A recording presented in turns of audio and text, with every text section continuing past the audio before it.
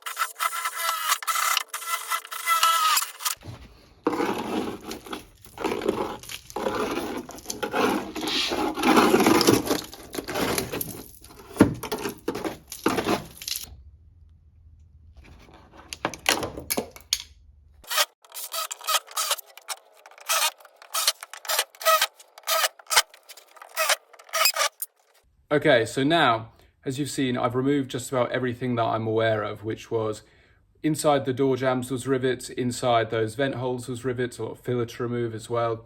When I removed the quarter windows, rivets kind of going around the seam of the window, rivets where the rear screen was, rivets underneath, lots of rivets. But I think everything is free now, at least that, what I can see. There's obviously going to be a little bit of kind of bonding where the metals have sat for a long time, not bonding from the factory, but just where the metal's decayed, rust, all that sort of thing. Oxidization, it's just going to make everything a bit sticky. But now I think the next step is to cut. So I'm going to mask up and mark up where we're going to make this very fine line in our beautiful aluminium skin. And then hopefully we'll be able to remove the whole rear end. So let's do this. So I've masked up where I'm going to cut, and I'm going to follow this line here. It seems that when the pros do it, and I've referenced a lot of pictures, they leave just kind of, a couple of millimetre, a centimetre, whatever, just below, where the top guttering line ends. So I'm not sure what the exact reason is for that, but I'm just going to follow exactly what they've done and just make these small cuts. So let's go.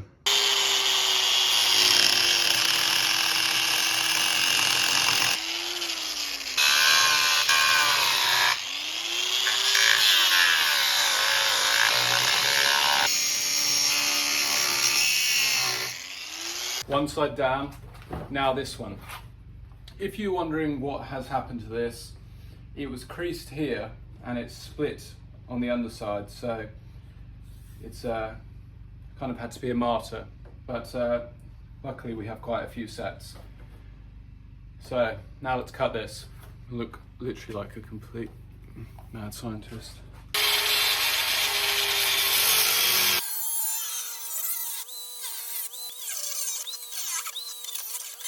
Right, so now I'm going to carefully go around all of the seams that we've kind of removed rivets, around where we've cut, all that sort of thing, and then just kind of hammer things gently just to separate it. And hopefully we've, removed everything we need to. If not, we need to remove some more things, but hopefully we can now separate it. So let's go.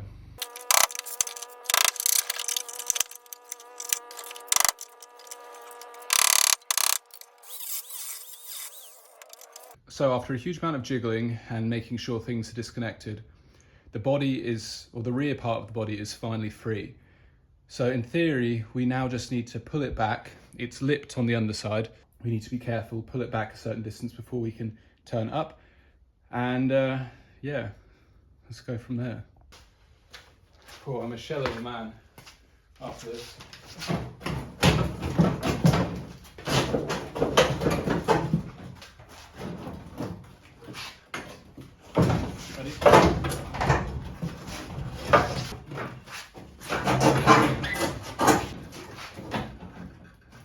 It's being held on by wires, electrical wires.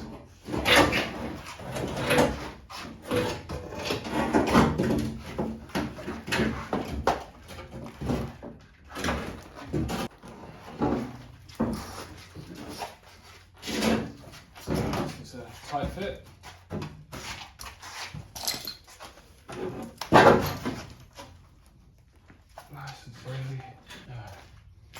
I really hope you're recording. Here is the rear body, which came off, completely damage free. I mean, well, other than whatever damage it already had on it, it was a very graceful process. Graceful is probably a bit of a strong word, but no, it came off well and I'm really pleased. And it's safe, and I think we've removed it in such a way that it won't be terribly hard to reinstall. So that's exciting. But now for the bit you really want to see. Well, that is a chassis. First impressions as I go around, obviously it's quite dirty, but not that bad. This side, obviously we've lost this piece here, fine. The other side though is a bit better. But generally it's quite good. Quite solid still. It's gone in all the kind of usual weak spots you'd expect. But yeah, I'm a little bit surprised. I thought it'd be worse. I thought we'd have kind of lost a lot more of it. So that's good.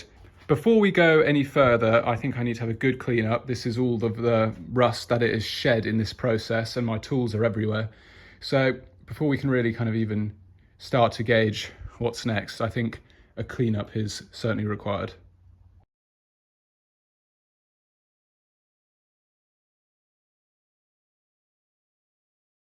Literally just clean my face and I'm already dirty again. So the ground is cleared. I'm going to empty the car. If you're wondering why all that stuff is back in there, as all of you know who work on cars, cars are big, but oh my gosh, when you dismantle them, things are just mad. There's parts everywhere, especially with a big car like this. So I'm having to store parts back inside the car, which is a bit annoying. I really do need to get a better storage set up. This barn is fantastic to work on cars, but it's not as functional when you have to store all the parts in here as well. I find myself always moving things outside just to move them back in at the end of the day. I can't complain, it's an amazing barn.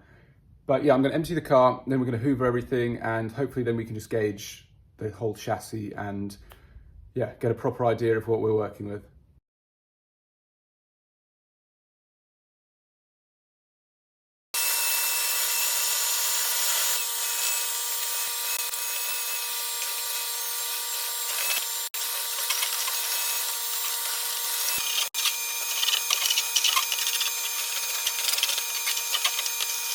So now it's attempt number 3 to clean the floor.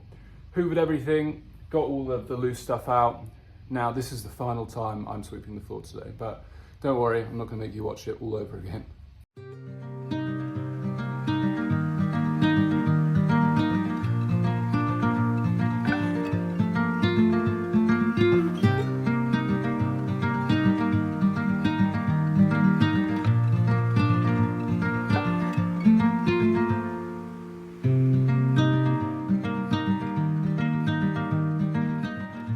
So there we have it, a completely stripped rear end.